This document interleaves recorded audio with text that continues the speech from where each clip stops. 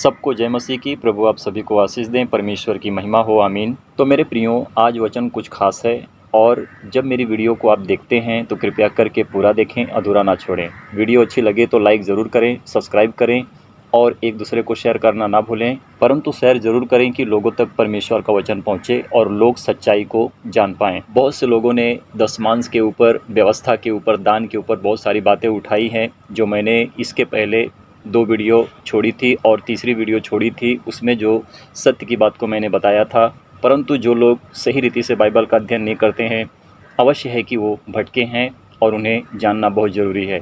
तो मेरा वीडियो बनाने का मकसद यही है कि लोग सच्चाई को जानें और सत्य पर चलें।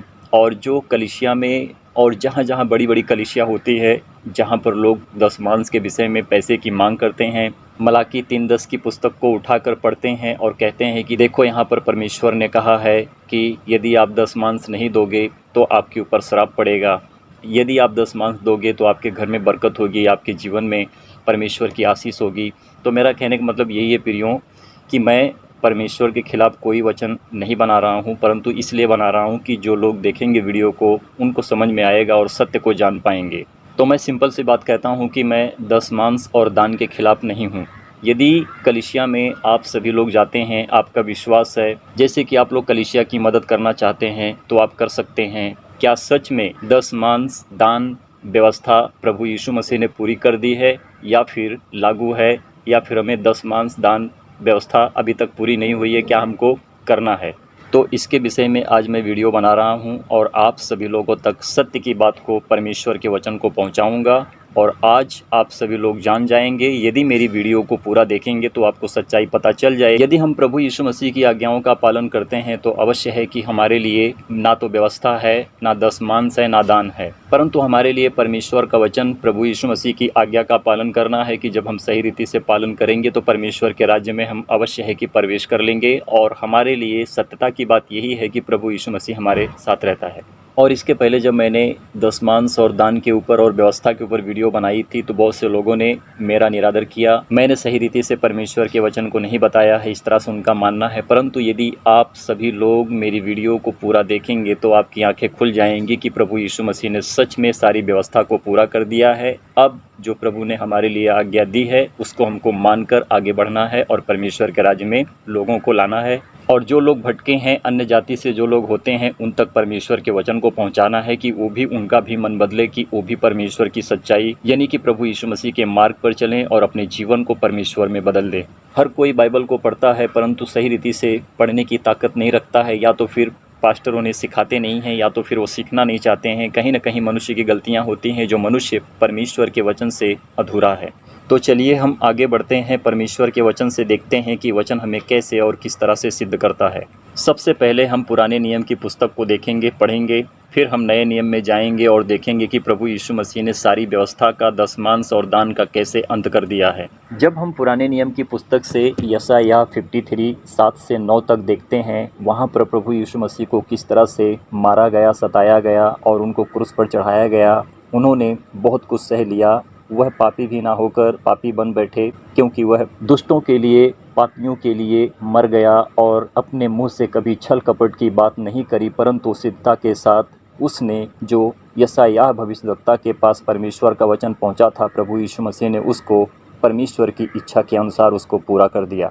तो आज हम जानेंगे कि प्रभु यीशु मसीह पुराने नियम की व्यवस्था को नए नियम में कैसे बदल दिया, यानी कि प्रभु यीशु मसीह ने कैसे कहा कि अब तुम्हें वचन और आज्ञा का पालन करना है, परमेश्वर के राज्य में बढ़ना है और परमेश्वर के राज्य को, सुसमाचार को सारी जातियों के लोगों में पहुंचाना है। इसके पहले मैं आप सभी लोगों को बताना चाहता हूं कि इजरायलियों की जो भाषा थी वह लैंग्वेज भाषा हिब्रू भाषा है, और यह इजरायली 73.9% यहूदी हैं, जो आज मैं परमेश्वर के वचन के द्वारा यह सिद्ध कर दूंगा कि सब कुछ प्रभु यीशु मसीह ने क्रूस के ऊपर पूरा कर दिया है। नीति वचन 11:25-26 में जब हम देखते हैं तो हमें यहाँ पर समझ में आता है कि दशमांश क्या है।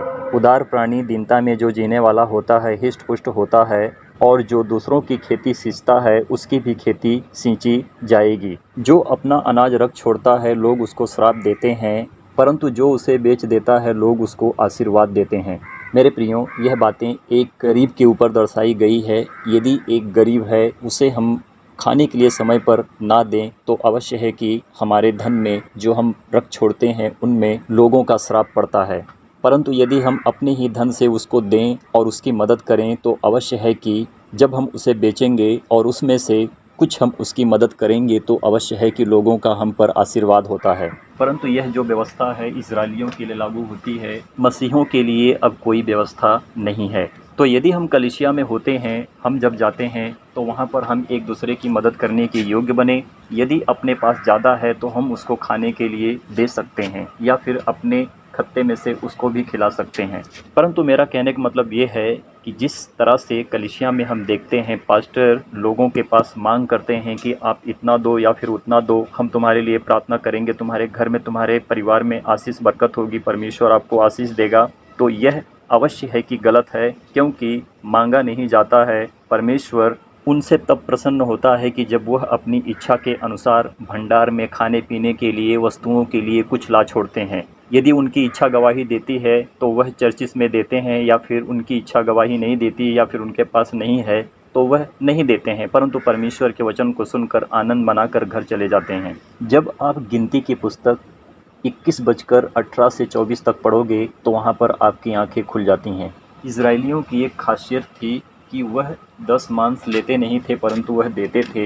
यह 10 मांस याजकों के लिए था कि जो याजक मिलाप वाले तंबू में वहाँ पर इजरायलियों के लिए काम करते थे, तो इजरायली उनको 10 मांस देते थे, उनकी कमाई का पैसा उनको देते थे। लेवी व्यवस्था 27:1 से 8 और 9 में जब देखोगे, इसमें इस तरह से बताया गया है कि मनुष्य की उम्र के अनुसार जिस तरह से वह अपने आप को पवित्र करें, उनके अनुसार 10 मांस देना जरूरी है। जब आप पूरी तरह से सही रीति से जिस तरह से मैंने वचन बताया है उसका एक एक करके अध्ययन करोगे तो आपकी आंखें खुल जाएंगी कि यह व्यवस्था कहाँ तक है और इसको प्रभु यीशु मसीह ने कैसे पूरा कर दिया है। व्यवस्था विवरण 14:22, 25 से 29 में मिलेगा। तो यहाँ पर इस तरह से बताया गया है कि जो पहली उपज होती है पवित्र करके उसे बेचकर मेरे भंडार में लाना। यह खाने पीने की बात है जो परमेश्वर यहोवा ने इजरायलियों से मूसा के द्वारा कही है कि तुम सारा 10 मांस का उपज जो होता है मेरे भंडार में लाओ।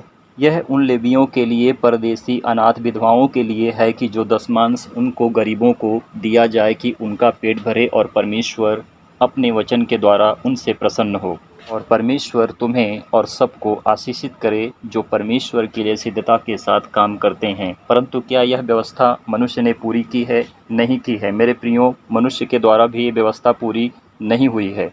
चाहे मूसा नबी हो, चाहे अब्राहिम हो, चाहे कोई भी नबी क्यों ना हो, परंतु उनसे पूरा नहीं हुआ है। तब परमेश्वर ने अपने वचन प्रभु यीशु मसीह को इस पृथ्वी के ऊपर भेजा कि जो यशायाह भविष्यद्वक्ता के द्वारा बताई गई बातें जो भविष्यवाणी हुई थी कि नए नियम में प्रभु यीशु मसीह उसको सही रीति से सब कुछ जो व्यवस्था है उसको कैसे पूरा करते हैं। नीति वचन 3:9-10 में मिलेगा। जरा हम इसको ध्यान देकर देखते हैं कि लिखा क्या है। तो यहाँ पर इस तरह से बताया गया है कि अपनी संपत्ति के द्वारा और अपनी भूमि की सारी उपज दे देकर यहोवा की प्रतिष्ठा करना। इस प्रकार तेरे खत्ते भरे रहेंगे और तेरे सरकंडों से नया दाख मधु उमड़ता रहेगा। यहाँ पर परमेश्वर ने खाने पीने की उपज के विषय में अपनी संपत्ति को, मनुष्य इस पृथ्वी के ऊपर उतना भी धन न कमाए कि जो व्यर्थ में उड़ाए और परमेश्वर उससे क्रोध करे, परंतु अपने संपत्ति से यदि कुछ बचा कर परमेश्वर के भंडार के लिए लेके जाए या फिर पूरा लेकर जाए तो परमेश्वर उसको आशीष करेगा और उसके खत्ते भरे रहेंगे और उसे किसी प्रकार से किसी भी वस्तु की कमी नहीं पड़ेगी। और यहाँ पर भी इसी तरह से बताया गया है। जब हम 30 को पढ़ते हैं, भूमि की सारी उपज 10 मांस, चाहे वह वृक्ष का फल क्यों ना हो, और वह यहोवा के लिए पवित्र ठहरे। तो परमेश्वर ने जितनी सारी बातें कही है यह सब इस्राएलियों के ऊपर है और याजकों के ऊपर है, लेवियों के ऊपर है, क्योंकि यह सारी व्यवस्था है जो प्रभु यीशु मसीह नए नियम में इसे पूरा कर देते हैं। जब हम मलाकी 3:6 से 12 में देखते हैं, वहाँ पर हमारे लिए भी आँख खुलती है कि याजकों के लिए इजरायलियों का 10 मांस होता है। और वचन 10 में मलाकी भविष्यद्वक्ता के द्वारा परमेश्वर बात करते हैं कि जो भी कुछ खाने पीने की वस्तु है वह मेरे भंडार में लाना और उसमें से कपट करके ना बचाना। यदि तुम ऐसा करोगे तो तुम्हारे ऊपर श्राप पड़ेगा। और यह व्यवस्था है जो प्रभु यीशु मसीह इसे भी नए नियम के अनुसार पूरा करते हैं। तो परमेश्वर कहते हैं कि यदि तुम सही रीति से मुझे परख कर देखो तो मैं तुम पर कैसे आशीष की वर्षा करता हूँ, और तुम्हें कोई नष्ट करने की ताकत नहीं रखेगा, परंतु जो मैं कहूँगा वही होगा, और तुम कभी नष्ट ना हो जाओगे, परंतु मेरी आशीष के द्वारा तुम फूलो और फलोगे। और जब हम व्यवस्था विवरण 18:9 से 13 में देखते हैं, यहाँ पर ओझा सोखा मूर्ति पूजा के विषय में परमेश्वर ने कहा है कि यदि मैं तुझे नए देश में भेजूँ, उस जगह पर भेजूँ, तो उनके साथ मिलकर तू घिनौना काम ना करना। इसका सही अर्थ है कि दुनिया संसार में लोग मूर्ति पूजा पर विश्वास करते हैं, ओझा सोखा पर विश्वास करते हैं, पास्टर पर विश्वास करते हैं, फादरी के ऊपर विश्वास करते हैं, क्योंकि उनका मन उन्हीं पर लगा रहता है, और इसीलिए परमेश्वर का क्रोध भड़कता है कि मनुष्य को परमेश्वर नष्ट कर देता है। तो इन्हीं सारी विधियों से परमेश्वर ने क्रोध किया, और क्रोध के द्वारा परमेश्वर ने अपने प्रभु यीशु मसीह पुत्र को भेजकर इस पृथ्वी पर उसका बलिदान किया, और उसके बलिदान के द्वारा जब उसका लहू बहा तो परमेश्वर के पुत्र के द्वारा मनुष्य का उद्धार हुआ, और मनुष्य अपने जीवन में प्रकाश को पाया, और वह प्रकाश प्रभु यीशु मसीह जगत की ज्योति जो आज हमारे साथ रहता है। जब हम नीति वचन 22:7 से 12 में देखते हैं तो देखो यहाँ पर क्या लिखा है। जो कुटिलता से बीज बोता है वह अनर्थ ही काटेगा, और उसके रोष का सोटा टूटेगा। क्योंकि जो पवित्र होकर परमेश्वर के वचन पर चलेगा और पवित्रता के साथ जिएगा, उसी का उद्धार होगा, और परमेश्वर उसको आशीष कर देगा, और वह फूलता फलता रहेगा। क्योंकि परमेश्वर के वचन का ठड्डा करने वाले कभी भी स्थिर नहीं रह पाएंगे, क्योंकि वह परमेश्वर के क्रोध से मारे जाएंगे। जिस तरह से हमने प्रभु यीशु मसीह को देखा कि जब प्रभु यीशु मसीह को क्रूस पर खड़ा किया गया, चढ़ाया गया, तो प्रभु यीशु मसीह की इजराइली याजक, फरीसी, यहूदी प्रभु यीशु मसीह की निंदा करने लगे और कहने लगे कि तू सच में परमेश्वर का पुत्र है तो अपने आप को नीचे उतार कर लेकर आ जा। तो यह दशमांश की सारी बातें व्यवस्था के अनुसार थी जो परमेश्वर ने इजराइलियों को दी थी, और इजराइली के द्वारा यह व्यवस्था पूरी नहीं हुई थी, तो प्रभु यीशु मसीह को परमेश्वर ने भेजा, और उस व्यवस्था का अंत प्रभु यीशु मसीह ने नए नियम में कर दिया है। तो मैंने इस वीडियो को पुराने नियम के अनुसार दशमांश, दान और व्यवस्था के विषय में मैंने इसको पूरा किया है, जो प्रभु यीशु मसीह ने इसे नए नियम में पूरा करेंगे। जब मैं दूसरी वीडियो बनाऊंगा दूसरे भाग में, तो वह वीडियो आप लोगों के दिमाग को खोल देगी। परमेश्वर की महिमा हो, आमीन।